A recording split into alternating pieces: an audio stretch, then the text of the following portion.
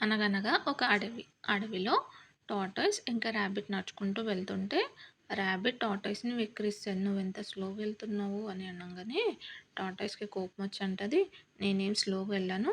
కాలి కావాలంటే మనిద్దరం కాంపిటీషన్ పెట్టుకుందాం. ఎవరు విన్ అయితారో చూద్దామని" అనుకుంటది.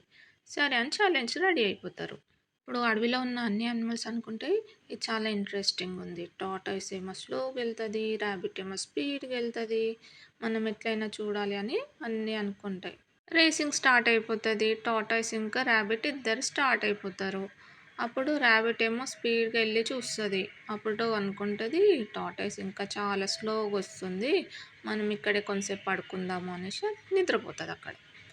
అప్పుడు కొంసేపయిన తర్వాత ఆ ర్యాబిట్‌కి క్లాప్ సౌండ్ వస్తుంటది. ఇదేందబ్బా క్లాప్ సౌండ్ వస్తుంది అని కళ్ళు తెరిచి చూసేసరికి అన్ని యానిమల్స్ క్లాప్స్ కొడుతుంటాయి. అప్పుడు చూసేసరికి టార్టాయిస్ ఏమో ఫినిష్ దగ్గరికెళ్ళిపోతది. అరే! మనం ఇంకా స్పీడ్‌గా ఎళ్ళాలి అనేసి ర్యాబిట్ లేచి పరిగెత్తినా గానీ టార్టాయిసే విన్ అవుతది. మోరల్ ఆఫ్ ద స్టోరీ ఏంటంటే slow and steady win the race. మనం ఏ పని చేసినా కానీ ఆగకుండా చేయాలి. మీకు ఈ స్టోరీ నచ్చితే ఒక లైక్ చేయండి. Subscribe to my channel. By kids.